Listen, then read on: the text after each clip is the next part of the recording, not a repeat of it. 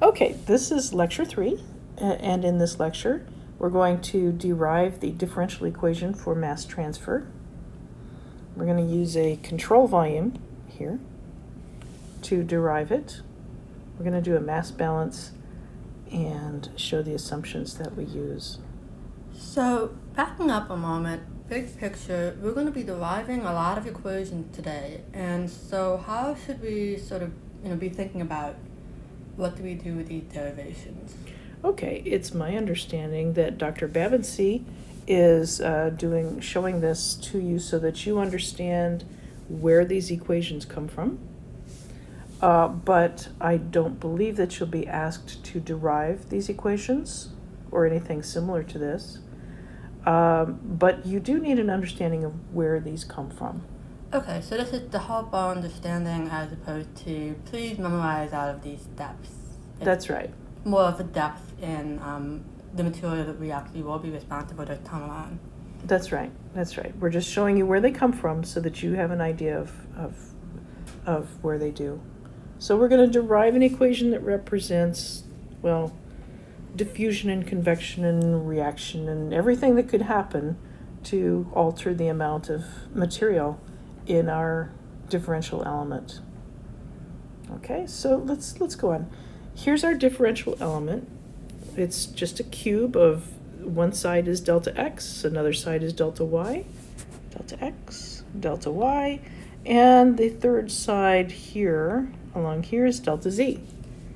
And so this is like the same stuff all the way back from single variable calculus where we took limits and made them smaller and smaller and smaller until we had infinitely small. Exactly. This is just fun with calculus.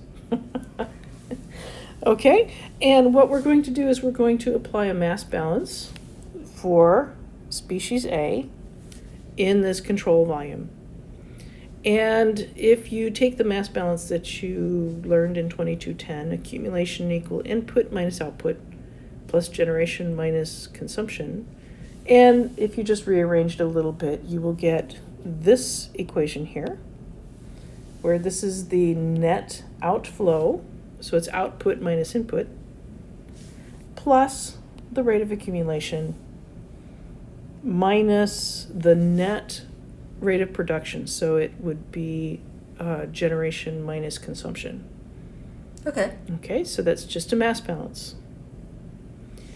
And what I'm going to do, I'm going to derive these here in this little space that I have before I go on to the next slide. So let's first look at this. It's not drawing. This part here, the net rate mass efflux of A, so output minus input of A. So what we have A coming in on this, actually we're looking at this face here and this face here. So those two faces of our little control volume cube. Yes, I'm just going to do it in the x direction. Okay, just to make it simpler. So we've got material coming in this way, and we've got material coming out that way. Okay, so once again, just the x direction. Okay, and I wonder if it might help to think of just an example of what kind of material might be. So we had sugar in hot coffee, for example. Okay, and that so would, something that would go through and also be produced. Yes, so this it's a mass flux. This mass flux here could be coming not only from diffusion but also from convection. Maybe you stirred your cup of coffee. So there's some flow going into this differential element and bringing some of the sugar in with it. Okay, and then the cube would be like a tiny portion of my coffee mug that we are choosing to look at right now. Right. Okay, and so over here, I don't have much space, but this arrow here would be NA at x plus delta x. Okay. All right? Mm-hmm. Okay, so it's real easy now for us to write what goes out is out minus in because it's the net efflux. So it's out minus in. So out is NA at x plus delta x. That's the flux of mass coming out of this face here. And the area of the face is delta y, delta z. Okay. So that's how much is coming out of that face. And then minus, that's a z, minus what's coming in, which is NA at x times the face surface, which is delta y, delta z. Okay. That's pretty simple so far. Okay, and of course you'd have the same thing in the y direction and the z direction, but we're just looking at the x right now. If I take this whole thing and I multiply by delta x and divide by delta x, then I've got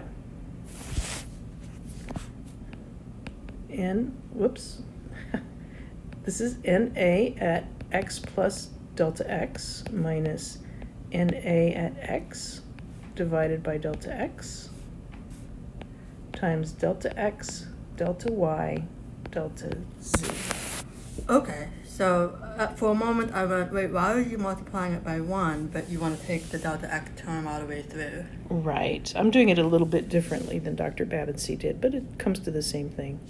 And so you can, if you remember from your calculus, this is, I am sorry, it's so messy. I'll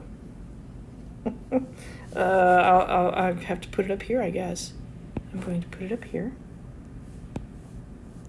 This is the partial of NA with respect to x, delta x times delta y times delta z. That is really pretty. Isn't that nice? That's lovely. Like I said, a lot of people do this for fun. I do. Okay, so if we do this for all of the different faces, then we've got partial of NA with respect to y times delta x, delta y, delta z, and so forth. So we're going to be adding those up. And that's how you end up with del operator, where we say, okay, partials for x and y and z. Exactly. Let's just write this more concisely. Right. So now we can go on and we can see this is exactly what she's done in the x direction, in the y direction, in the z direction. Okay, so what we end up with for this net rate of efflux is partial of NA with respect to x plus partial of NA with respect to y plus partial of NA with respect to z, the whole thing times delta x, delta y, delta z. That looks distinctly less terrifying. Okay, and now we've got this first term finished. All right, that's not so bad.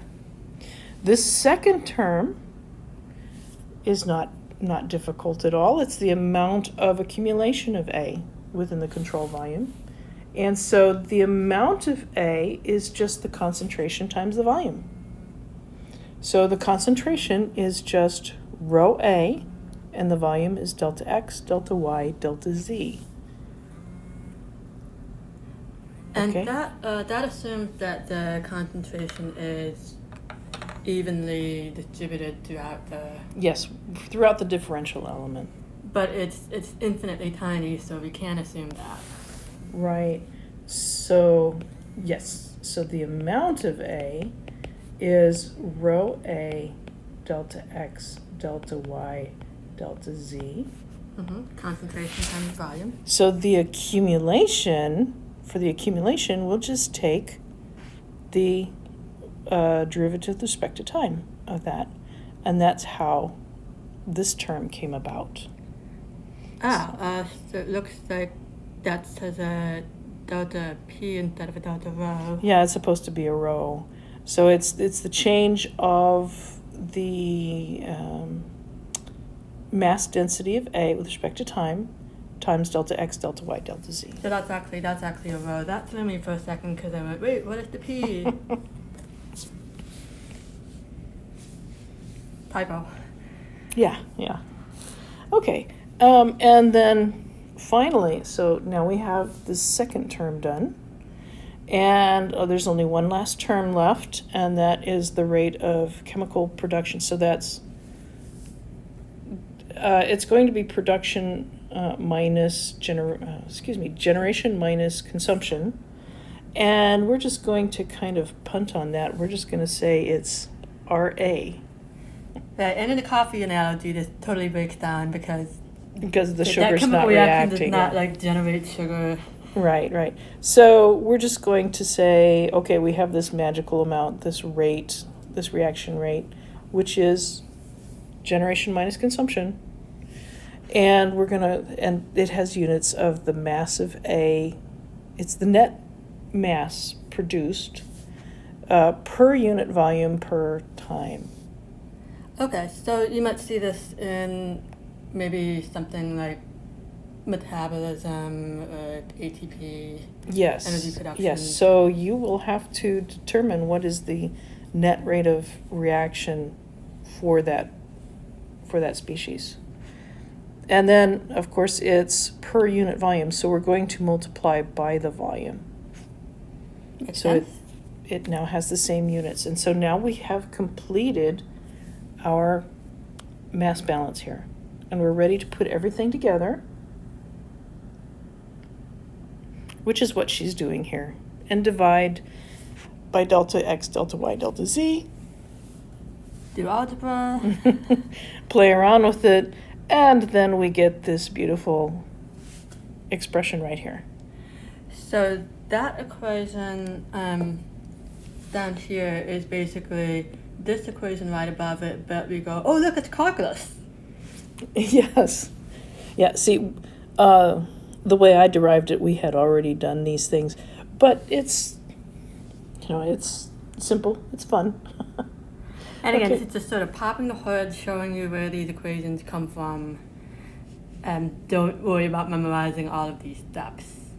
Right. Just to see where it's coming from, yeah. This is called the equation of continuity for component A. All right, and it's using mass fluxes here. Mass fluxes in the different directions.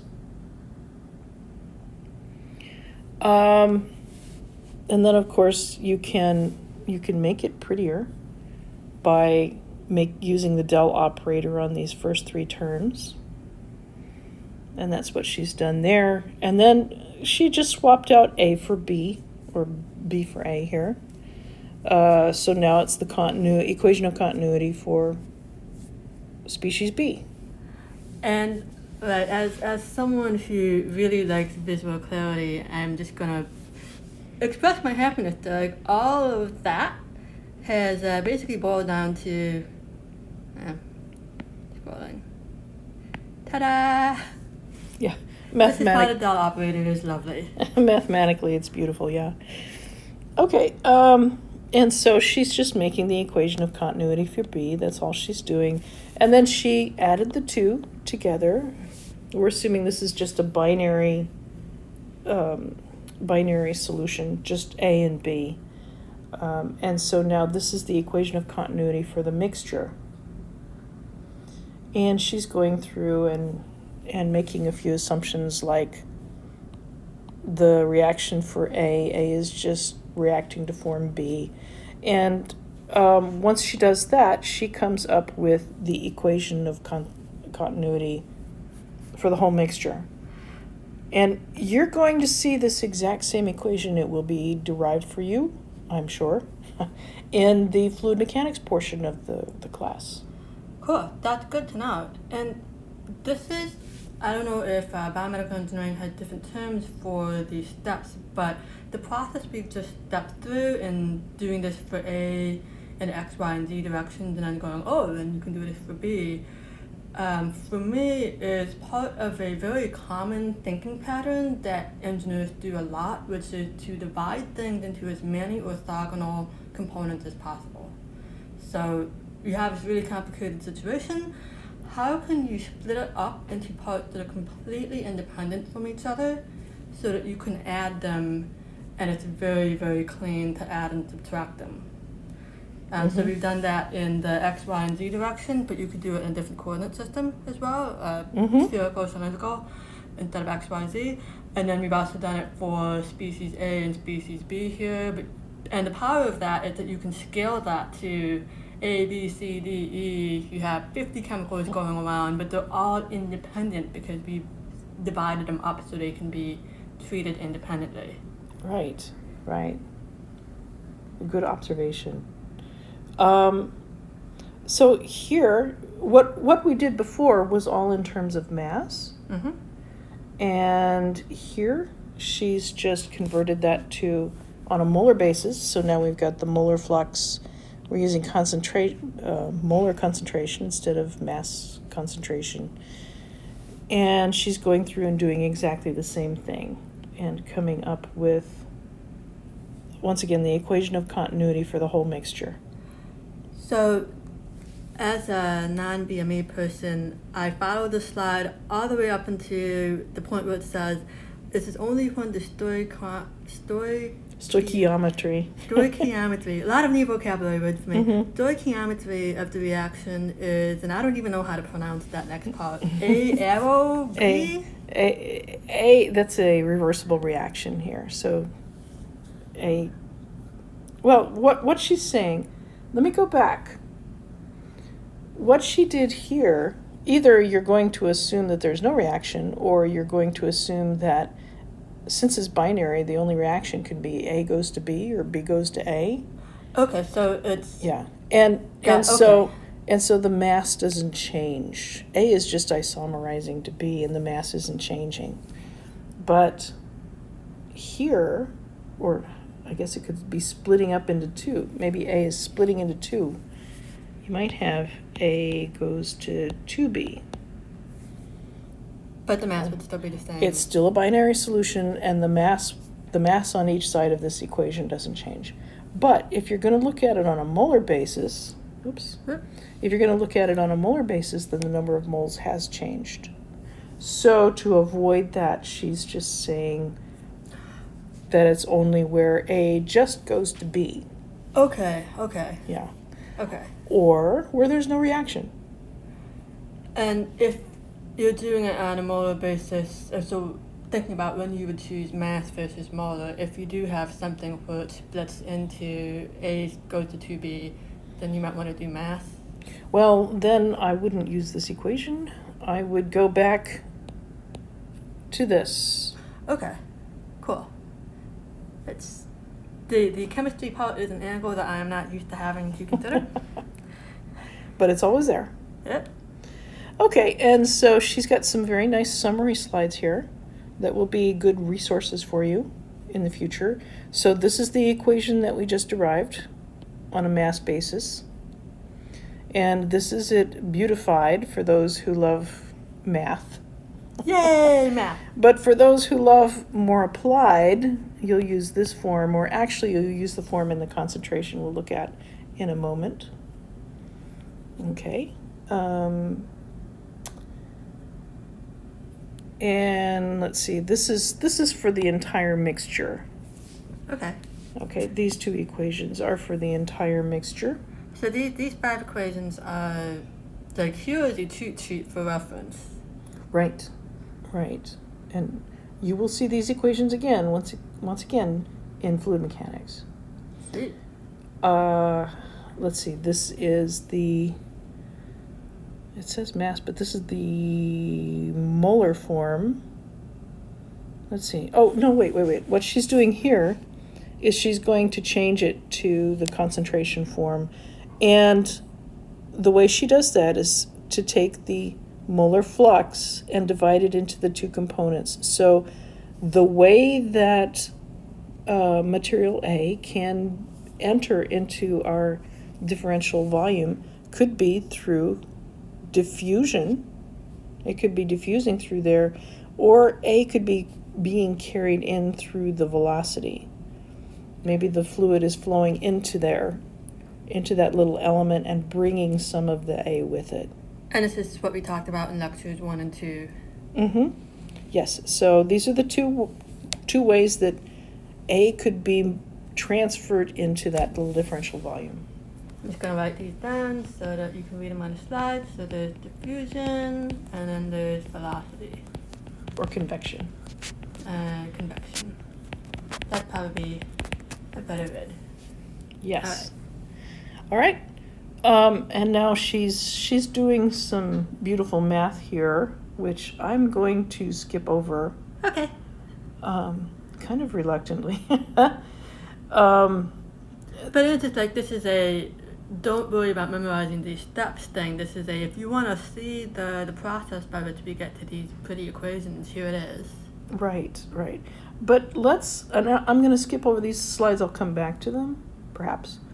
And I'm going to go straight to, once again, this is the equation that we derived on a molar basis in the different types of coordinates.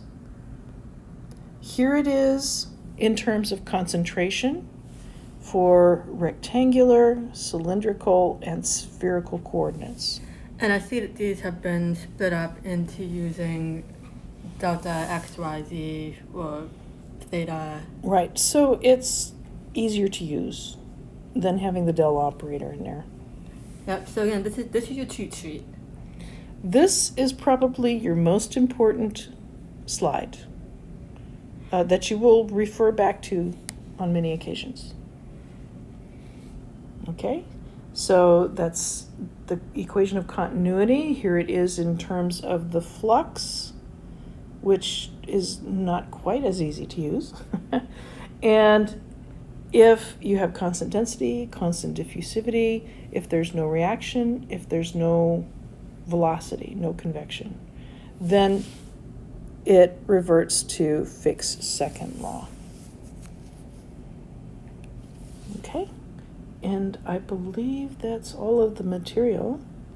I think so, yeah. Yeah, so what we did is we used a control volume, a little differential volume. In any of the three geometry systems, we looked at rectilinear because, of course, that's the easiest. And we found our differential equation for mass transfer. And basically that's, so, and then also understand what we did to get Fick's second law of diffusion, where there's no reaction, there's no convection, it's just diffusion going on, and you've got a constant density and constant diffusivity. And it's sort of like the engineering thought process, thinking principle of how simple can we make this? Right. And if you're not sure whether it's Fick's second law or whatever, you could just go back to the one that we derived here and just throw in your values that you have for your reaction rate for whatever it is that you're looking at. Right, but usually you wouldn't have to go all the way back that far. You can just grab the formula, plug in your numbers. Right. All right. Okay, that's it.